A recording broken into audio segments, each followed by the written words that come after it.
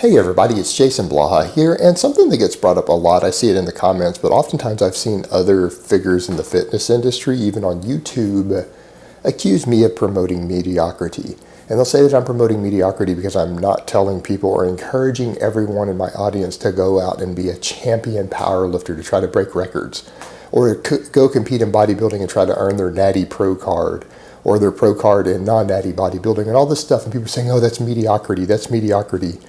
I promote general fitness for the most part. I don't promote the hardcore lifting scene, even though I have been involved in it in the past. Even though I have been involved in competitive powerlifting, I got invited to Worlds 2 years ago in the WPC. But I don't generally promote this sort of stuff anymore, and that's not mediocrity, and let me tell you why, guys.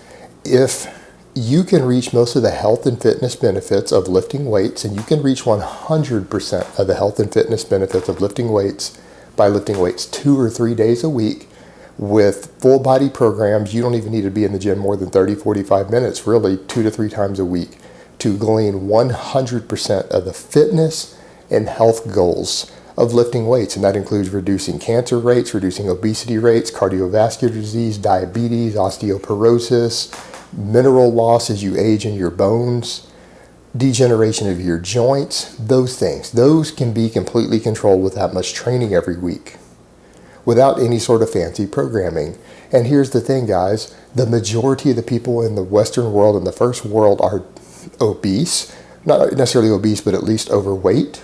Diabetes rates are through the roof. Cancer rates are through the roof. Cardiovascular disease is through the roof. Everyone's getting osteoporosis, joint breakdown, everything else as they get older. If you're telling me when the majority of people have these problems, that doing something about it and promoting people to not be like that and getting my audience into the gym to lift is promoting mediocrity? No, telling people to be sedentary is promoting mediocrity. You know what else is mediocrity?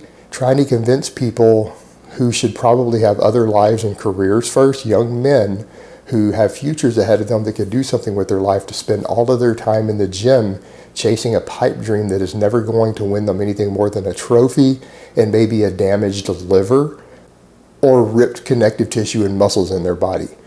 To push all of these young men, to push tens of thousands or hundreds of thousands of young men away from doing something more productive with their life, to push them to be competitors of some type, knowing that only a tiny few of them are going to make it, that's promoting mediocrity. You're taking futures away from young men to pursue something that has no value in their lives, is not going to improve their quality of life, and in the long term could end up reducing their quality of life for no real reason other than it's the market you're involved in.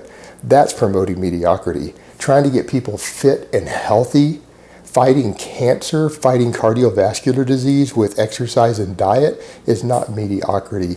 That's what fitness is all about. And I think a whole lot of the people out there in this community have lost sight of what fitness is. Fitness is about improving quality of life. And you know what? Just because you go and spend 2 hours a day in the gym and you compete in something doesn't make you a better person than your fathers and grandfathers were. A lot of people who you're talking about mediocre because they were working class, they worked families, they raised you. They made sure that you had food, a roof over your head. They raised families and were working or middle class. If you think that you're better than any of those people because you lift weights and work out, you need to seriously reevaluate your idea of life and what is mediocre. You need to seriously reevaluate what's important in life, because without all these mediocre people who forge your barbells and cast your weight plates, who prepare all your food, who butcher the animals you eat, all the stuff that you need to even reach your goals, without these people doing these things, you wouldn't have access to any of those things. If your parents hadn't done the things for the vast majority of you that they did, you wouldn't even have the luxury to be working out or worrying about competing later on or any of that.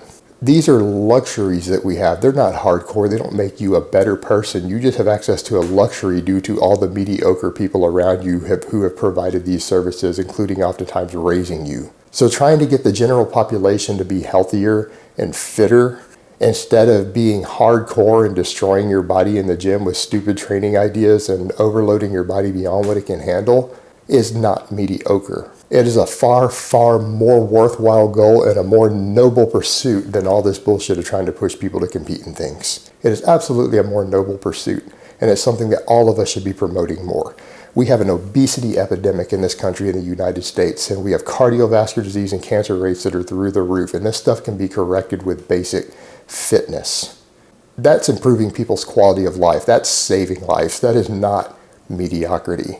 All right, guys, but that's really all I have to say on that today. I hope it's been informative, and I will talk to you guys next time.